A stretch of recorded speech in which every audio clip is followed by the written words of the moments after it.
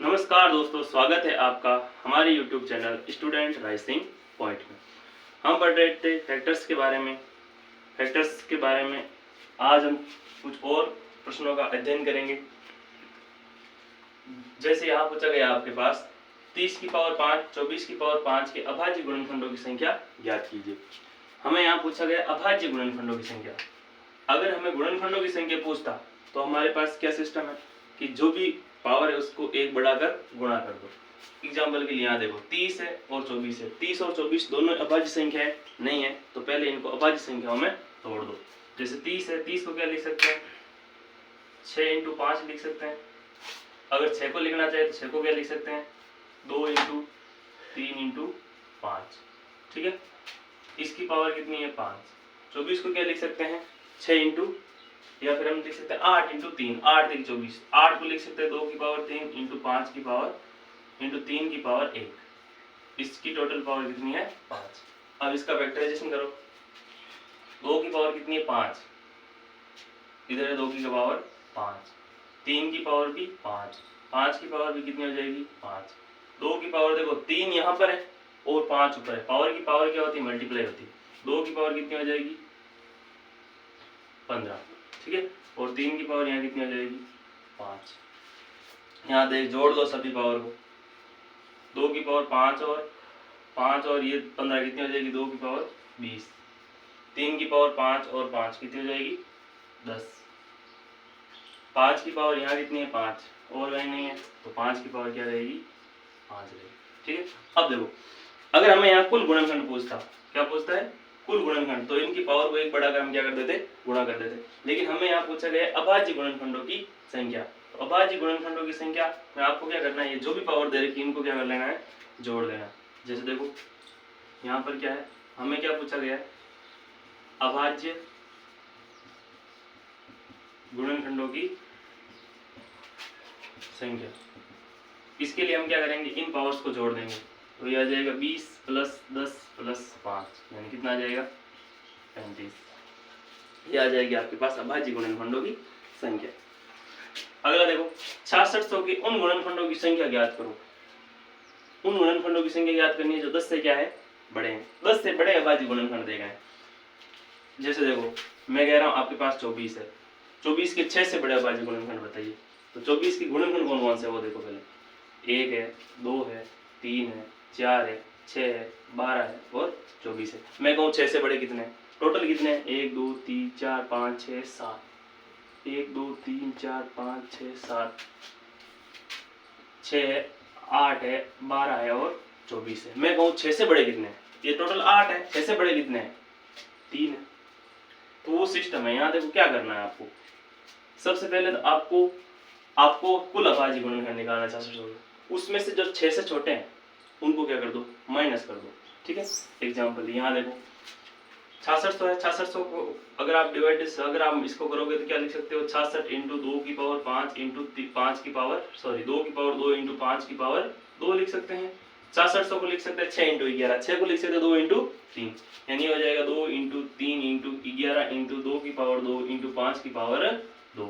तो यहाँ पर हो जाएगी 2 की पावर टोटल कितनी हो जाएगी 3, 3 की पावर कितनी हो जाएगी 1, 5 की पावर कितनी हो जाएगी 2 और 3 की पावर कितनी हो जाएगी 1। तो हमें यहाँ पर निकालना है कुल गुणनखंड। क्या निकालना है इसके टोटल गुणनखंड निकालना है, टोटल फैक्टर्स।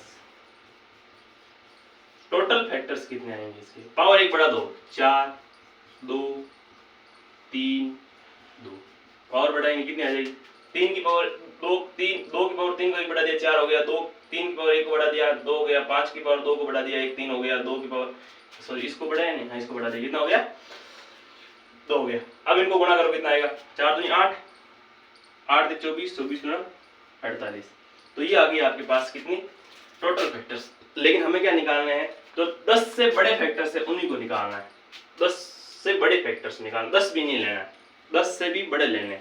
ठीक है, अब देखो 10 से बड़े फैक्टर्स लेने, तो देखो यहाँ पर 10 से बड़े वाले फैक्टर कौन कौन से, देखो सबसे पहले 10 से छोटे कौन कौन से वो देखो, 10 से छोटे कौन कौन से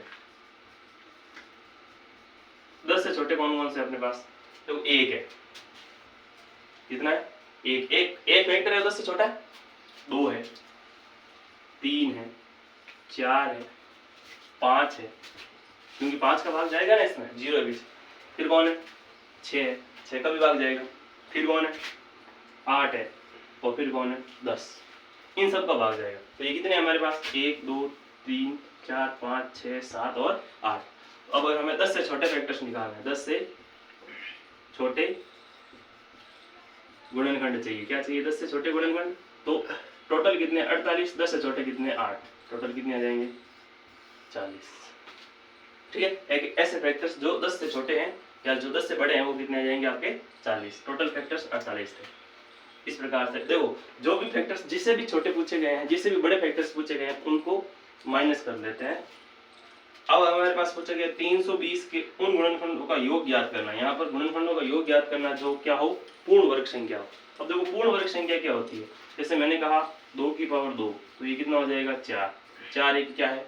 पूर्ण वर्ग संख्या है। मैंने कहा 2 की पावर 4, तो कितना होगा? 16। तो ये भी क्या है? एक पूर्ण वर्ग संख्या। तो पूर्ण वर्ग संख्या क्या होती है, कब प्राप्त होती है? जब किसी भी नंबर, कोई भी अभाज्य संख्या हो, उसकी पावर में अगर उसकी पावर अगर सम संख्या हो तो वो क्या हो जाती है? पूर्ण वर्ग संख्या हो जाती है। जैसे देखो, अगर मैं कहूँ 2 की पावर 0, तो ये भी क्या है? एक पूर्ण वर्ग संख्या है, क्योंकि 2 की पावर 0 का मान किसी संख्या की पावर 0 होती है तो उसका मान कितना होता है? 1 होता है। और मैंने कहा 3 की पावर 2 कितना होता है भैया? 9। तो ये सभी क्या है? पूर्ण वर्ग संख्याएं हैं। तो अगर हमें पूर्ण वर्ग संख्या चाहिए तो हम कौन सी पावर्स को लेंगे? जो आपके सम पावर है, यानी कि जो सम संख्या में पावर है उन्हीं को लेंगे। ठीक है, अब देखो 320 के गुणनखंड करते हैं। सबसे पहले 320 के गुणनखंड क्या हो जाएंगे?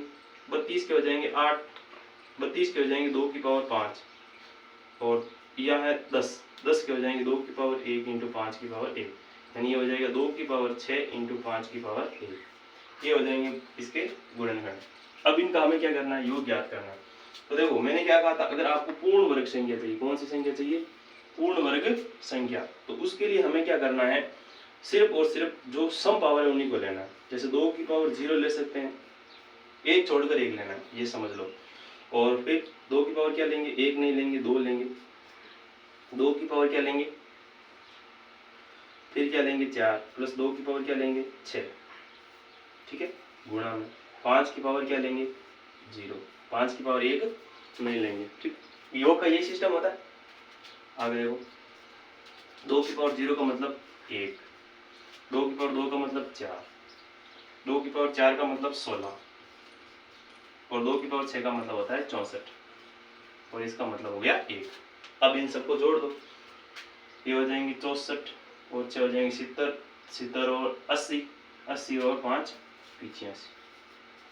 यानी कि जो इनके जो पूर्ण वर्ग गुणनखंड है उनका जो योग आएगा वो कितना आएगा? 85 आएगा। अब हमारे पास पूछा गया 420 के उन गुणनखंडों की संख्या ज्ञात कीजिए जो या 6 से क्या हो? बड़े हो। 6 से क्या होने चाहिए? बड़े होने चाहिए। तो सबसे पहले वही सिस्टम है, 420 के टोटल फैक्टर्स निकालो और उनमें से जो 6 से छोटे हैं उनको क्या कर दो? माइनस कर दो। तो सबसे पहले 420 को क्या लिखेंगे?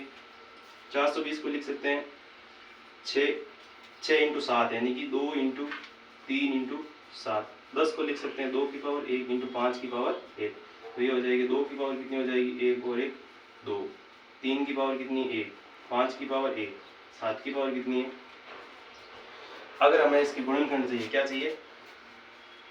Total factors. टोटल फैक्टर्स चाहिए तो एक पावर बढ़ा दो। 2 की एक पावर बढ़ाएंगे 3 हो जाएगी, 1 बढ़ाएंगे 2 हो जाएगी, यहाँ 1 बढ़ाएंगे 2 हो जाएगी, यहाँ 1 बढ़ाएंगे 2 हो जाएगी। ये हो जाएगा 8 3 24, यानी ये आपके कौन से फैक्टर्स है? टोटल फैक्टर्स है। अब हमें इसमें से 6 से छोटे फैक्टर्स को लेना है। तो देखो 420 है ना, इसके 6 से छोटे फैक्टर्स कौन से हैं?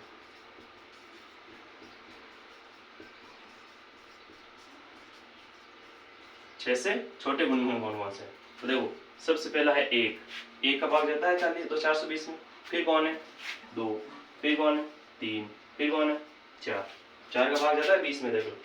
फिर कौन है? 5, फिर कौन है? 6, है ना।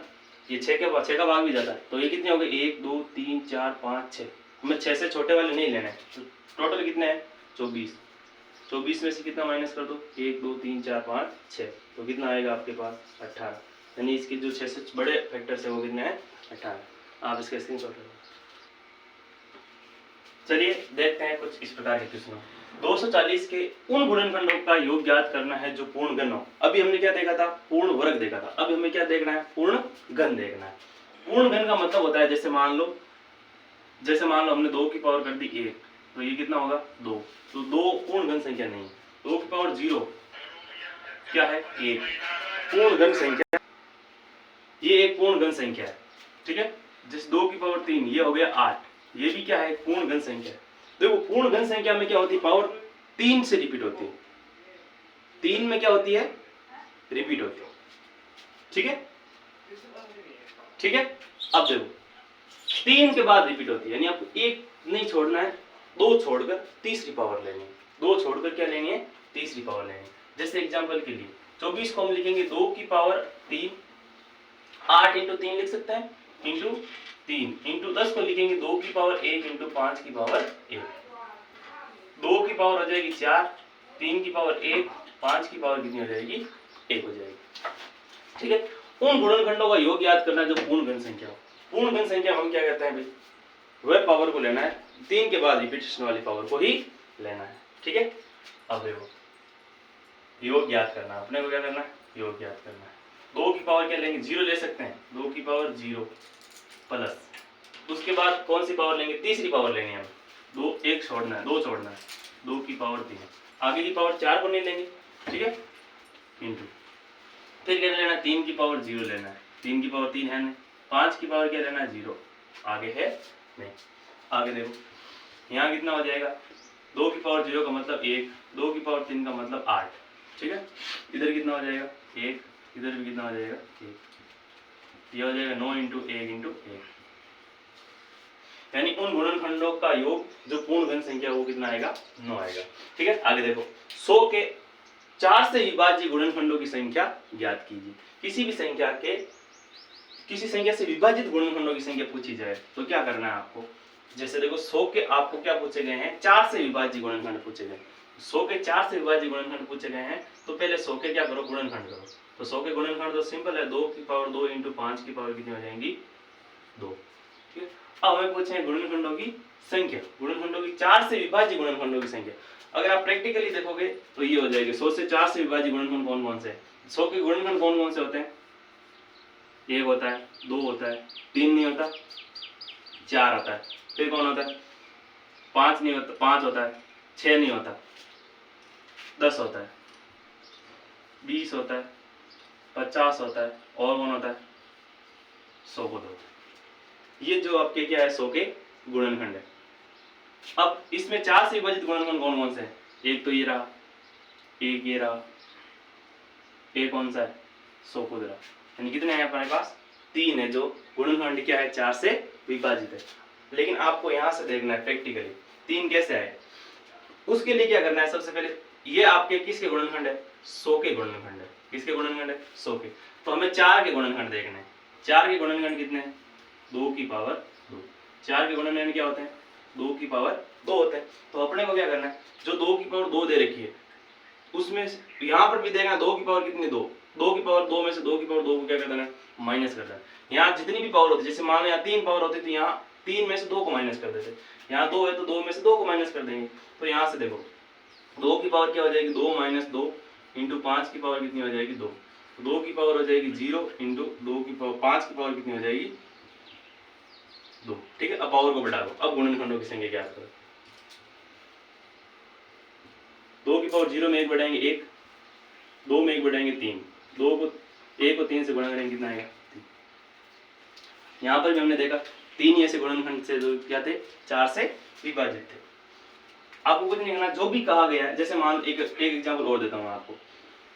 जैसे मैं कहा 24, 24 के गुणनखंड कौन कौन से होते हैं? 1, 2, 3, 4, 6, 12, 6, 8, 12 और 24। ये ऐसी संख्या है जिसका भाग 24 के अंदर पूरा जाता है।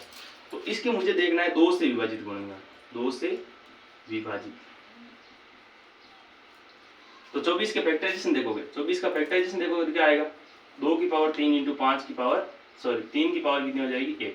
अब 2 की पावर कितनी? 1। 2 से विभाजित देखना है, 2 की पावर 1 से विभाजित देखना है। तो 2 की पावर 1 को माइनस कर दो, 2 की पावर कितनी हो जाएगी? 2 इंटू 3 की पावर 1। एक बड़ा को पावर को 3 इंटू 2 यानी कितने हो जाएंगे 6 ऐसे फैक्टर्स है जो क्या है 2 से विभाजित। देख लो नीचे 1 ये रहा 1 2 3 4 5 6 ये 6 फैक्टर्स है जो क्या है 2 से विभाजित है। अब हमें देखना है 520 के गुणनखंडों के गुणनफल के रूप में व्यक्त। अच्छा ये तो बहुत सिंपल है, दो गुणनखंडों के गुणनफल के रूप में। जैसे मान लो मैंने कहा 24 है, 24 को दो दो के पेयर के रूप में कैसे लिखा जा सकता है, जैसे 1 इंटू 24, 2 इंटू 12 लिखा जा सकता है, 3 इंटू 8 लिखा जा सकता है, 4 इंटू 6 लिखा जा सकता है। इस प्रकार से कितने जोड़े बनाए जा सकते हैं 24 के 4 जोड़े बनाए जा सकते हैं। आपको कुछ नहीं करना है, सिर्फ गुणनखंडों की संख्या ज्ञात करनी। कितनी भाई 1 2 3 4 5 6 7 8, उसका आधा कर देना तो उतने क्या हो जाएंगे पेयर हो जाएंगे। ठीक है, अब देखो यहाँ हम किसका पूछा गया 520 को, 520 के पहले फैक्टराइजेशन करो। 520 सबसे पहले 2 का भाग देंगे कितना आएगा, 2 का भाग देंगे देखो गुणनखंड कर लो डायरेक्ट 52 के हो जाएंगे आपके 26 इंटू 2, फिर 10 के हो जाएंगे 2 की पावर 1 इंटू 3 की पावर 5 की पावर 1। ठीक है, 26 को क्या लिख सकते हैं 13 इंटू 2, 13 इंटू 2। अब देखो 2 की पावर कितनी होगी 1 2 3, 2 की पावर होगी 3, 5 की पावर कितनी होगी 1, 13 की पावर कितनी होगी 1। ठीक है, अब इसके नंबर ऑफ फैक्टर्स निकालो। नंबर ऑफ फैक्टर्स कितने आएंगे 4 2। अच्छा 4 क्यों लिखा, क्योंकि 3 की एक पावर बढ़ा दी 4 हो गया, 5 की एक पावर बढ़ा दी 2 हो गया, 13 की एक पावर बढ़ा दी 2 हो गया, तो कितने हो जाएंगे 4 चौक 16। तो ये गुणनखंड क्या है नंबर ऑफ फैक्टर्स है। अब इसके हमें क्या लिखना है पेयर लिखना है। क्या लिखना है पेयर कितने हो जाएंगे, तो 16 के पेयर कितने हो जाएंगे 8, यानी 8 तरीकों से इसको लिखा जा सकता है दो के गुणनफल के रूप में। ठीक है, यहाँ देखो 256 के 2 गुणनखंडों के गुणनफल के रूप में कितने तरीकों से व्यक्त किया जा सकता है। ये पिछले वाले सवाल है लेकिन इसमें थोड़ा बहुत आपको दिमाग लगाना पड़ेगा। देखो 256 के अगर आप गुणनखंड करो, ध्यान से 256 के गुणनखंड करो, 256 के अगर आप गुणनखंड करोगे तो 2 की पावर आप 8 पाओगे, 2 की पावर कितनी पाओगे 8 पाओगे। देख लेना गुणनखंड करके पहले 2 की पावर कितनी आएगी आपके पास 8 आएगी। अब अपने को क्या करना है 2 की पावर 8 के जो गुणनखंड है उस पे 2 के पेयर कितने बन सकते हैं वो बताना आपको। ठीक है, अब देखो हमें क्या करना है इसके कुल गुणनखंड कितने दिखाना है, कुल गुणनखंड। हमें तो कुल गुणनखंडों का क्या करना है भाई आधा करना है, कुल गुणनखंडों का क्या करना है आधा करना है। इसका मतलब कुल गुणनखंड कितने होंगे पहली बात 8 में 1 बढ़ाएंगे कितने आएंगे 9। आप ऐसे लिख सकते हो 8 + 1 कितने आएंगे 9 आएंगे, और कोई है नहीं तो कितने गुणनखंड आएंगे 9। अब 9 का आधा होता है 4.5, 9 का आधा करोगे कितना आएगा 4.5, तो क्या 4.5 गुणनखंड होंगे 4.5 पेयर होंगे क्या नहीं होंगे। आपको क्या करना है जब भी ऐसी नौबत आ जाए जब गुणनखंडों की संख्या किस में आ जाए विषम नंबर में आ जाए तो आपको क्या करना है उसमें 1 बढ़ाना है। 1 बढ़ाएंगे तो कितना हो जाएगा 1 बढ़ाएंगे तो हो जाएंगे 10, 10 का आधा करेंगे कितना हो जाएगा 5। यानी इसको 5 तरीकों से लिखा जा सकता है 2 के पेयर के रूप में। एग्जांपल एक एग्जांपल छोटा सा हो लेते हैं, जैसे हमने लिख दिया 16, 16 को कैसे लिख सकते हैं भाई 1 इंटू 16, 2 इंटू 8, 4 इंटू 4, 2 इंटू 8 हो जाएंगे, फिर आएंगे 4 इंटू 4। तो ये आपके पास 3 तरीके हो गए। 16 को क्या लिख सकते हैं 2 की पावर 4, 2 की पावर 4, तो इसके कुल गुणनखंड कितने हो जाएंगे कुल गुणनखंड हो जाएंगे इसके 5। कितने हो जाएंगे 5, 5 का आधा ढाई होता है, लेकिन यहाँ गुणनखंड कितने पेयर कितने बन रहे हैं 4 बन रहे हैं। देखो ऐसा कब होता है, ऐसा होता है आपके पूर्ण वर्ग के केस में। 16 एक पूर्ण वर्ग संख्या है इसलिए ऐसा हुआ है, क्योंकि 16 के जो गुणनखंड 16 में जो ये पूर्ण वर्ग संख्या होती है ना, देखो यहाँ 4 2 बार काउंट हो रहा है, जबकि अगर आप इसके टोटल गुणनखंड पूछे तो कितने हैं 1 2 3 4 और 5। गुणनखंड कितने हैं 5 ही है। गुणनखंड देखे तो रियल में 5 ही है, लेकिन ये 4 2 बार गिना गया, इसलिए यहाँ पर क्या करते हैं हम 1 जोड़ते हैं। पेयर निकालने के लिए हम क्या करते हैं 1 जोड़ते हैं। 5 में 1 जोड़ेंगे तो क्योंकि 4 को हमने कितनी बार काउंट किया है 2 बार, क्योंकि पूर्ण वर्ग संख्या में हमेशा एक चीज 2 बार काउंट होती है। तो पेयर कितने बढ़ेंगे इसके 3 पेयर बढ़ेंगे। ठीक है, अब यहाँ पर क्या कहा गया 500 के अभाज्य गुणनखंडों की संख्या याद कीजिए। तो 500 के आपको क्या करना है फैक्टराइजेशन करना है। 500 के फैक्टराइजेशन करेंगे क्या आएगा 5 इंटू 100, 100 को क्या लिख सकते हैं 2 की पावर 2, 5 की पावर 2, तो 2 की पावर कितनी होगी 2 की पावर कितनी होगी 2, 5 की पावर कितनी होगी 3, अपने को क्या निकालना है, अभाज्य गुणनखंड, अभाज्य गुणनखंड निकालना है। अभाज्य गुणनखंड निकालने के लिए मैंने क्या कहा था, इसकी जो भी पावर है उनको क्या कर दिया करो, ऐड कर दिया करो। 2 + 3 कितने हो जाएंगे, 5 अभाज्य गुणनखंड हो जाएंगे। ठीक है, अगर हमारे वीडियो पसंद आते हैं तो लाइक शेयर और सब्सक्राइब कीजिए। धन्यवाद।